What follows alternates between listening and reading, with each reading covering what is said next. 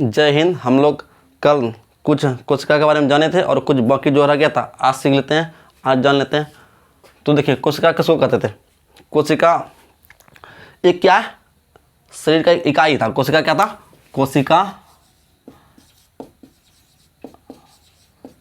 शरीर का एक इकाई है जो शरीर का निर्माण करता है।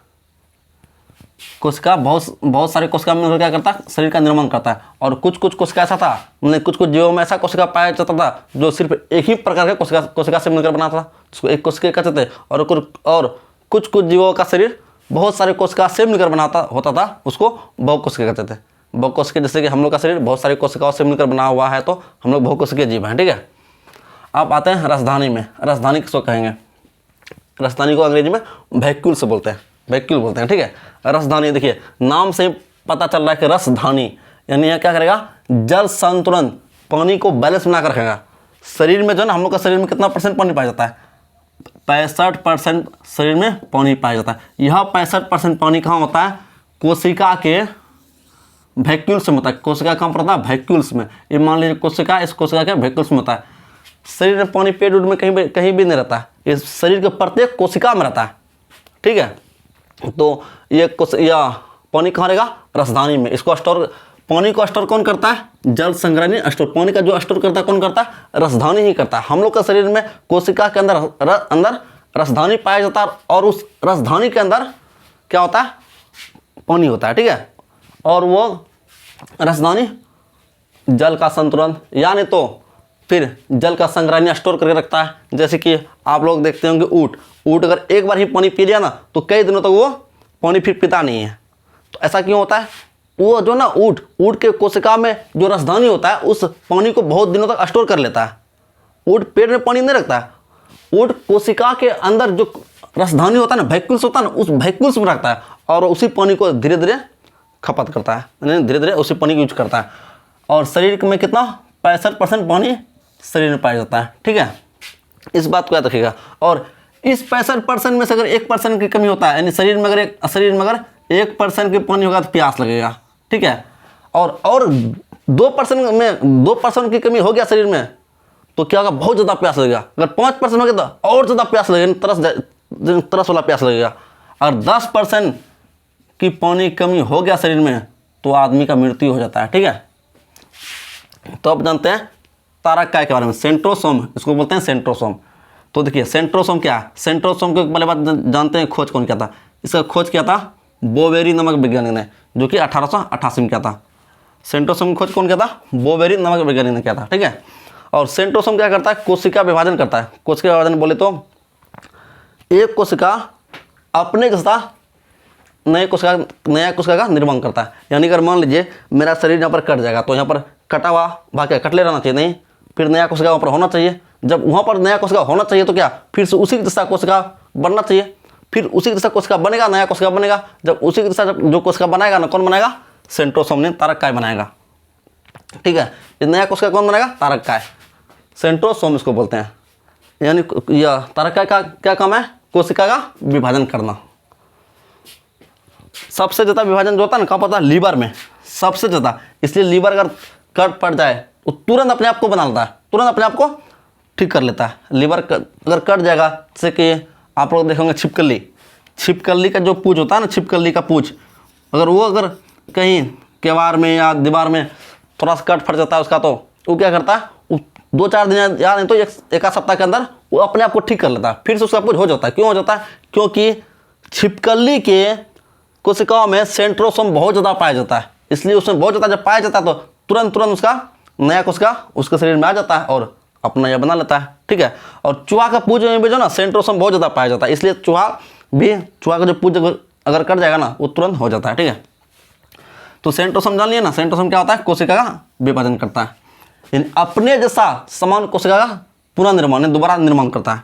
ठीक है, और यह सेंट्रोसोम ब्रेन में पाया ही नहीं जाता है, ब्रेन में नहीं पाया जाता है। इसलिए ब्रेन में कोशिका विभाजन नहीं हो सकता। अगर ब्रेन का अगर कोशिका टूट गया या नहीं तो किसी तरह क्षति हो गया, वो दोबारा से नहीं हो पाएगा। ठीक है, वो दोबारा नहीं हो पाएगा। इसलिए ब्रेन को बचाने के लिए हम लोग क्या पहनते हैं? हेलमेट पहनते हैं। जब भी बाइक चलाते हैं हम लोग हेलमेट पहनते हैं, हेलमेट का यूज करते हैं। क्यों करते हैं? ताकि बरेन में क्या, बरेन में सेंट्रोसोम नहीं पाया जाता है, तो बरेन में अगर चोट लग जाएगा यानी तो कोशिका क्षति हो जाएगा तो दोबारा हो नहीं पाएगा, सेंट्रोसोम तो उसमें है नहीं कि जो उसका निर्माण कर देगा। इसलिए हम लोग बरेन में हेलमेट पहन कर गाड़ी चलाते हैं ताकि कोई हानि ना हो। और लीवर में सबसे ज़्यादा सेंट्रोसोम पाया जाता है, इसलिए लीवर का कोशिका बहुत जल्दी अपने आप को निर्माण कर लेता है। अब हम लोग जान लेते हैं कि अंतःपर्दव्य जालिका किसे कहते हैं। इसको अंग्रेजी में एंडोप्लाज्मिक रेक्टिकुलम बोलते हैं, ठीक है, और शॉर्टकट में ER, एंडोप्लाज्मिक रेक्टिकुलम। तो देखिए ये क्या होता है, अंतःपर्दव्य जालिका, नाम से इसका पता चला जालिका, एक जाल का समान बना होगा। कहाँ पर बना होगा, तो कोशिका में एक जाल का समान होता है, ठीक है। और यह आंतरिक कंकाल इसको कहते हैं। क्या कहते हैं, आंतरिक कंकाल यानी कोशिका को जो ना मजबूती प्रदान करता है और कोशिका के सहायता, आंतरिक सहायता यानी आंतरिक मदद देता है ही। क्योंकि अगर मान लीजिए अंदर से अगर एक कंकाल की तरह एक जाल की तरह बना हुआ नहीं रहेगा तो कोशिका क्या होगा, आपस में वो चिपक जाएगा। इसलिए ना चिपके आपस में वो या ना हो ना मिले, इसलिए एक जाल की तरह कोशिका के अंदर रहता है, एक जाल की तरह जो ना इस तरह से बिल्कुल रहता है, ठीक है। तो इसी को बोलते हैं अंतःपर्दव्य जालिका, ठीक है। और यह क्या करता है, प्रोटीन और वसा का निर्माण करता है। अंतःपर्दव्य जालिका प्रोटीन और वसा का निर्माण करता है, ठीक है। और देखिए अंतःपर्दव्य जालिका का जो ना दो भाग होता है। एक भाग होता है स्मूथ एंडोप्लाज्मिक रेक्टिकुलम और एक होता है रफ एंडोप्लाज्मिक रेक्टिकुलम। स्मूथ वाला जो ना ये बनाता है वसा। स्मूथ बोले तो चिकना, स्मूथ का मतलब होता है चिकना। और चिकना क्या होता है, जब भी वसा यानी फैट को जब पकड़िएगा ना तो क्या होता है, पूरा चिकना तरह लगता है।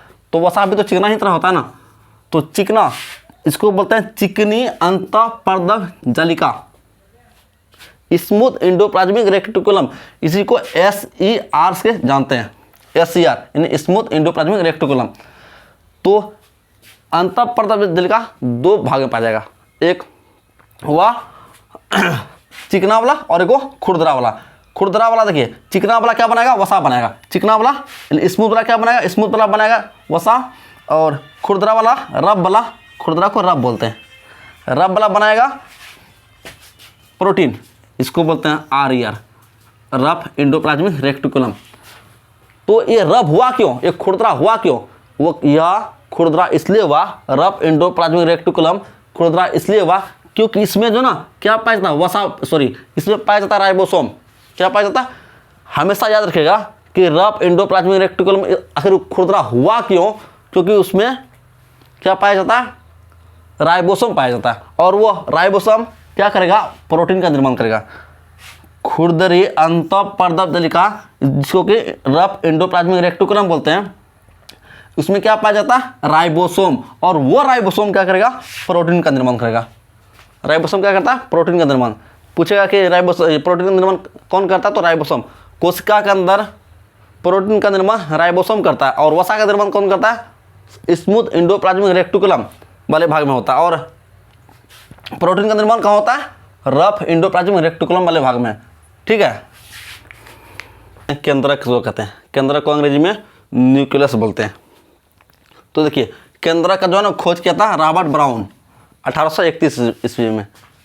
केंद्रक खोज कौन किया था, रॉबर्ट ब्राउन। एक था रॉबर्ट हुक जो कि मरी हुई कोशिका का खोज किया था, ठीक है। मरी हुई कोशिका का खोज कौन किया था, रॉबर्ट हुक। मरी क्या, रॉबर्ट ब्राउन है। रॉबर्ट ब्राउन केंद्रक खोज किया है, कोशिका का क्या, केंद्रक का खोज किया। देखिए ये मान लिया क्या है, कोशिका। इस कोशिका में क्या क्या पाया जाता है, माइटोकॉन्ड्रिया जो कि ऊर्जा बनाता है, गोल्जी बॉडी जो कि ऊर्जा का परिवहन करेगा, ठीक है, वैक्यूल्स जो कि पानी को स्टोर कर रखता है, और सेंट्रोसोम जो कि कोशिका का विभाजन करता है, ठीक है। और इसी के बीच में क्या पाया जाता है, केंद्रक पाया जाता है। इसी के बीच में केंद्रक पाया जाता है, कोशिका के लगभग बीच में केंद्रक पाया जाता है, ठीक है। न्यूक्लियस पाया जाता है, इसको एन से लिख दिए समझने के लिए, ठीक है। तो देखिए अब ये न्यूक्लियस जो है ना, इस न्यूक्लियस का क्या काम होगा, इस न्यूक्लियस का काम है जितना भी कोशिका है, मान लीजिए इसका क्या काम है, माइटोकॉन्ड्रिया काम है ऊर्जा का निर्माण करना, ऊर्जा बनाना। और गोल्जी बॉडी क्या काम है, ऊर्जा का परिवहन करना। और वैक्यूल्स का काम है जल को पानी को स्टोर करना। और सेंट्रोसोम का क्या काम है, कोशिका का विभाजन करना। अब इन लोग का जो ना जो माइटोकॉन्ड्रिया है, इन लोग को यही बताएगा कि नहीं तुम्हारा काम क्या है, ऊर्जा बनाना, ठीक है। और गोल्जी बॉडी को बताएगा तुम्हारा काम क्या है, तुम्हारा काम है ऊर्जा का परिवहन करना। ये जो ना मतलब जितना भी कोशिकांग है, जितना भी ये सब जितना भी कोशिकीय है, जितना भी छोटा जो भी है, तो उसका ये कंट्रोल करता है, इसको कंट्रोल करके रखता है। इसको बताता है क्या कि तुमको कोशिका में क्या बनाना है। मान लीजिए माइटोकॉन्ड्रिया काम है ऊर्जा बनाना, इसको बताएगा नहीं तुम ऊर्जा बनाओ। गोल्जी बॉडी तुम्हारा काम क्या है, तुम्हारा काम है क्या, ऊर्जा का परिवहन करना। सीधी बात जान लीजिए, इसका मेन काम क्या है, जितना भी इसके अंदर में कोशिकांग होगा, जितने भी कोशिकांग होगा उसका कंट्रोल करना। किसका क्या काम है, उसको वो करवाना। यानी ये ठेकेदार है, क्या है, ठेकेदार, और ये सब क्या, लेबर है, ठीक है। तो देखिए आप एक बार और समझ लेते हैं। केंद्रक का खोज कौन करता है, रॉबर्ट ब्राउन, ठीक है। और ये क्या करता है, सभी कोशिकाओं को कंट्रोल यानी नियंत्रण करता है। एक इसमें देखिए अब केंद्रक के अंदर जो ना एक आनुवांशिक पदार्थ होता है, इसको डीएनए कहते हैं, डीएनए। केंद्रक के अंदर आनुवांशिक पदार्थ डीएनए पाया जाता है। और आनुवांशिक पदार्थ उसको कहते हैं जो एक वंश से दूसरे वंश तक अनुवंश मतलब वंश का जो गुण को लेकर जाए उसको अनुवांशिक पदार्थ कहते हैं। एक वंश से दूसरे वंश तक जो ना गुण को लेकर जाए जिसको, उसको क्या कहते हैं, अनुवांशिक पदार्थ। अब मान लीजिए मिर्ची लगाते हैं क्या, उसका जो मिर्ची होता है ना, वो मिर्ची वाला ही गुण होता है। अमरूद के गाछ में अमरूद ही आएगा और वो मीठा होगा, आम के पेड़ में आम ही आएगा। तो ये कौन बताएगा, अनुवांशिक जो पदार्थ होता है ना वही बताता है कि नहीं अमरूद के गाछ में अमरूद ही लगना चाहिए, मिर्ची के गाछ में मिर्ची ही लगना चाहिए। तो केंद्रक के अंदर ही ये अनुवांशिक पदार्थ होता है और वो अनुवांशिक पदार्थ डीएनए कहलाता है, ठीक है। तो हम लोग जान लिए ना केंद्रक का खोज कौन करता है, रॉबर्ट ब्राउन। ये बहुत ही इंपॉर्टेंट है, इसलिए बार बार बता रहे हैं। और ये क्या करता है, जितना भी कोशिकांग है, कोशिका के अंदर जितना भी है उसका कंट्रोल करता है। और इसलिए इसको जो ना कोशिका का ब्रेन कहते हैं, कोशिका का ब्रेन कहते हैं। पूछेगा कि कोशिका का ब्रेन किसको कहते हैं, तो केंद्रक कहते हैं। क्यों, क्योंकि जितना भी और कोशिकांग है, चाहे माइटोकॉन्ड्रिया है या गोल्जी बॉडी है, सबको ये सारा काम कराते हुए रहता है।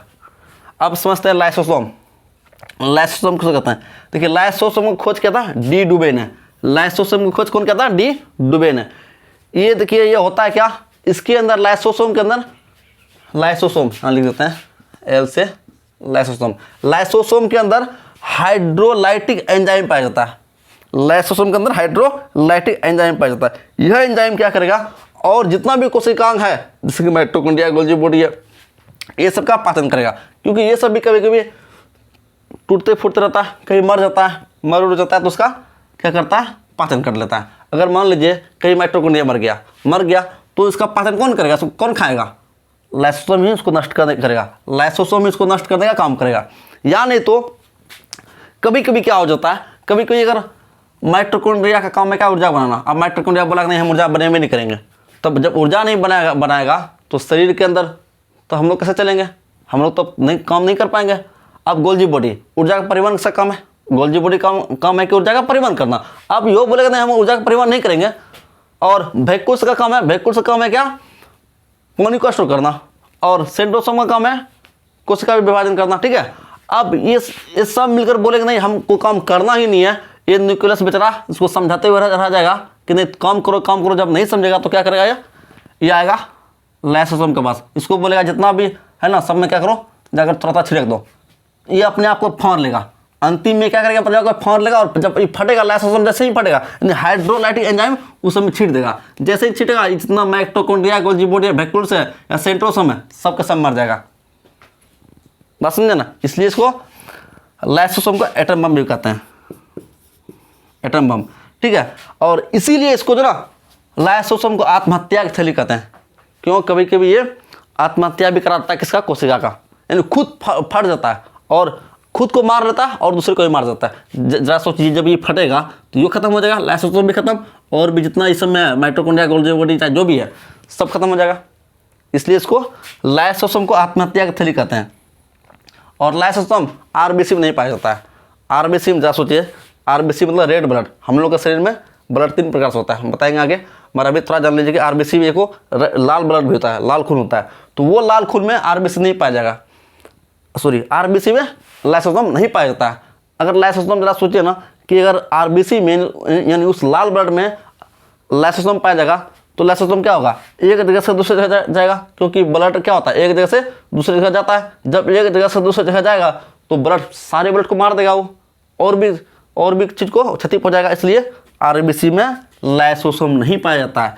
तो आरबीसी में जो ना उसको पचाने के लिए कौन होता है, पीलिया होता है, उसको तिल्ली बोलते हैं। आरबीसी को पचाने के लिए एक पीलिया दिया जाता है। ठीक है।